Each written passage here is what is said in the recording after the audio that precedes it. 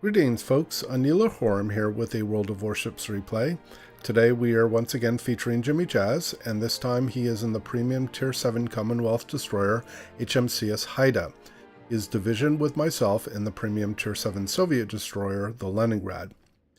This is a domination match on fault line, and we are top tier and there are no aircraft carriers.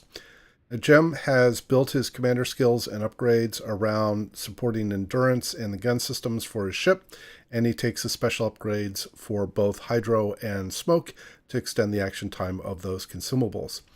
Now this match is going to be a very good example of how destroyers, frankly on both teams, can drive a match's tempo and manage areas of control. Jim and I are going to move to the Alpha Cap, and we have a couple of Allied cruisers coming with us, so we definitely appreciate the close support that they're going to give us.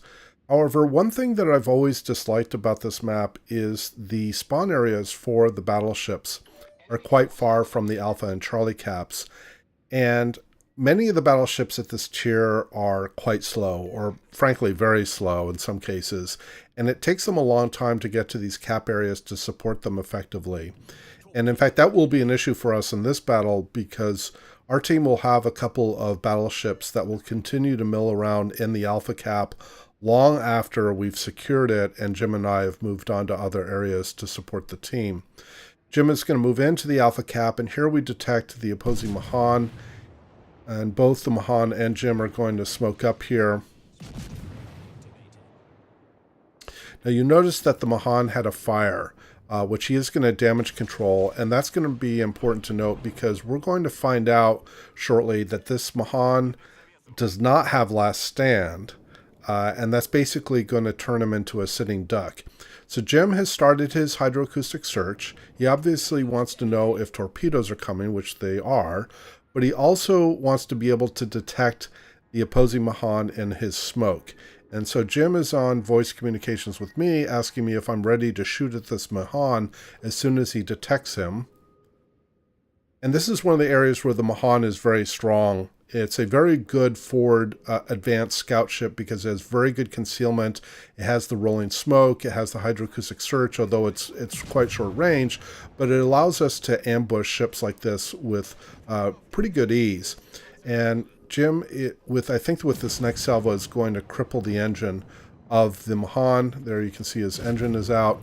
And then with a couple more salvos, Jim is going to end up finishing off the Mahan for first blood and his first kill of the game. So now we can hopefully take this cap without being molested too much, although there is an opposing Shchors that is moving across on the north side of Alpha quite close to the cap, and he's going to come under some very sustained fire from I think everybody at Alpha. Jim is sending AP salvos here because the Shchors is a very squishy cruiser. In fact, Jim is going to land a Citadel hit here, I think, with this salvo. Yeah, and then we're going to finish off the Shchors quite quickly. We do have the allied Königsberg, who had actually moved into the cap with Jim, but he's frankly just too close, and he's going to end up taking one of these torpedoes from the opposing Shchors and is going to go down. So now hopefully we can get Alpha without too much difficulty. So once we get this cap, the plan is to have Jim move due east to Bravo, and I am going to move southeast and try to cut off the Lyon that will be moving south, and then move back northeast to meet Jim at Bravo. Now you'll see that we do have a couple of allied battleships, a König and a Colorado, that are continuing to move towards Alpha, and at some point in the next couple of minutes I will call out to them to ask them to support us moving to other caps to support those caps. But the König and the Colorado will continue to mill around the Alpha area for a while longer. It won't be all bad because they will be able to work on this opposing Congo that's on the north side of Alpha, but they will end up staying in the Alpha area for a very long time. Now, Jim intends to move directly east to Bravo, but he has to be careful about how he does this. So first is he's being detected by plane, so he knows that he's in relatively close proximity to another ship. But We also know that there are ships at Bravo, and there's the Lion south of them. And in fact, there he was just fired upon by, I believe that was the Britannia. And there's also an opposing Kirov that was on the north side of Alpha that we have lost track of. And Jim does not want to have sort of a surprise encounter with that cruiser, because the cruiser would be able to take Jim out pretty efficiently. So Jim is going to be a little bit cautious here about how quickly he advances towards the Bravo cap. He wants to know that the crossfire situation is going to either be mitigated or eliminated, and he also wants to know where this Kirov player is, and we're going to actually detect the Kirov player here in just a moment. So I have asked, I myself and the Leningrad have asked the Colorado for some support so we can put this Lion in a crossfire. And there is the opposing Kirov, which is sort of holding station on the northeast side of Alpha. Jim's going to send a couple of concealed shots on him. We've just lost our Furitaka on the east side of the map. Now, one thing I haven't mentioned is that the Bravo cap was taken by the opposing team without being contested. Our team did take Charlie initially, but there was a large force from the opposing team that moved into Charlie and has now taken that back from us. And in fact, we've lost a number of allies at Charlie. And one of the opponents at Charlie that we're going to keep an eye on is a Hatsuharu. And how I mentioned at the beginning of the replay, where destroyers really kind of set the tempo and the areas of control in a game, that Hatsuharu player is definitely going to be doing that for his team. And you may have noticed in just the last 10 or 15 seconds, I have pinged on the map because we really need our allies that are at Alpha to be trying to support us at Bravo. I did end up sinking the Lion with torpedoes, and I'm now moving back to the northeast towards Bravo. And I've called target on the Hatsuharu because I know that he has already sent torpedoes, even though we haven't seen them. But he's sent torpedoes on our allied Colorado, which is on the west side of Charlie. And that, unfortunately, now you can see the torpedoes. And our Colorado is going to get torpedoed and sunk by the Hatsuharu. And I believe that's at least the second kill from the Hatsuharu player in this game. So that player we have to keep an eye on. So we've eliminated most of the crossfire threat that would have been on the south side from the Lion. We've identified where the opposing Kirov is, and he has stayed out of reach from Jim. So Jim is in a position now that he can put some fire on this Colorado that is quite low health. And if we can get the Colorado down, it'll be a lot easier for us to move into Bravo. And there you can see on the southeast side of Bravo is the opposing Hatsuharu.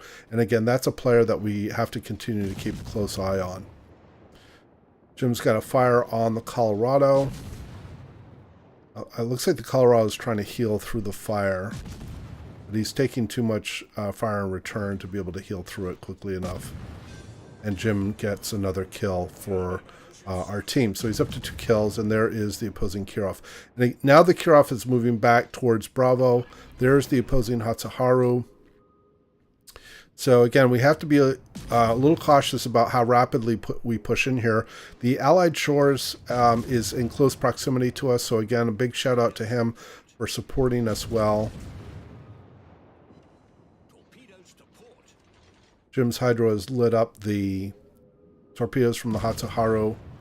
And here we're going to focus on the Kirov because, again, we want to get this cruiser down. Our 2 remaining battleships, again, continue to mill around in the Alpha area. Again, it's not all bad. They do have an opposing Congo that they can deal with. But there's also an opposing destroyer that is there. So they do have some risk in terms of being sunk by the destroyer as well.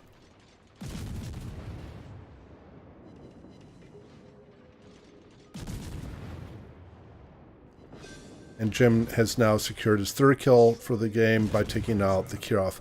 There's the opposing Hatsuharu. And Jim and I are trying to put him in a crossfire as well. You can see I've moved up north between Alpha and Bravo, trying to get some fire in on this Hatsuharu. Now, I am going to make a little bit of a mistake and turn back in this direction toward Bravo, and that's going to put me into range of the opposing Omaha, and in particular the Fiji. And I'm going to end up taking a lot of damage from the Fiji because I'm simply too close to him. Jim's going to move into Bravo here. He takes a pretty good salvo from the Fiji player. I'm not sure why the Fiji player didn't continue to fire on Jim while he was detected. And he changed his fire to another destroyer. I think it was the Icarus behind us. We do end up, unfortunately, losing the Shchors. So again, thank you to him for supporting us at Alpha. It's too bad that we lost him when we did. Now, I have taken a bad salvo and I'm on the very northwest side of Alpha, or Bravo rather. And the opposing Hatsuharu is going to make a flanking run here on my starboard side. You can see right there I was quite low health. Jim and I are trying to get this Fiji down. The Fiji took one torpedo from me. And then Jim is going to kill the Fiji for his 4th kill for the game. Actually, I'm sorry, that was his 5th kill. That was his Kraken. Sorry, my bad. So, and then the Hatsuharu shows up on me, and with the improved alpha on the Japanese destroyer guns, he takes me out in one salvo. So, one thing I've kind of come to realize is that there are probably very few circumstances now where it's worth switching to armor piercing for the Japanese destroyers, because the alpha potential for both the armor piercing and high explosive are almost identical at 2200 HP for AP and 2150 for the high explosive. So unless you know for certain that you're going to be able to land AP Citadel hits, it may be to disadvantage, or you know that you can only penetrate with AP and not with high explosive. There's fewer places now to fire AP, in my opinion. Jim does detect the Hatsuharu coming across, and with this salvo, he's going to finish off the Hatsuharu for his 6th kill of the game. We've also, again, obviously secured Bravo. Jim is going to get turned around here. He doesn't want to get caught by the Omaha. Again, that's a very potent cruiser. Although it is very squishy, it has a lot of forward-facing guns, and bow on, it can send the majority of its firepower quite rapidly at destroyers. So it can be a very effective cruiser killer. So Jim is going to be able to put this Omaha in a crossfire with his allied Icarus here. Now it's just a matter of which of the 2 destroyers are going to be able to kill the Omaha. And it's going to be the Icarus, but the Icarus takes a torpedo from the Omaha, and so they end up taking each other out. And that leaves us with one opposing destroyer, which is the Nicholas, that is going to keep himself lit up by firing. So Jim is going to hunt this destroyer down for his 7th kill and end the game. And so we will end the match and the replay with a rendition of the Canadian National Anthem in honor of the Haida. This is a performance by the Toronto Symphony Orchestra under the direction of Peter Oundjian. So I hope you enjoy.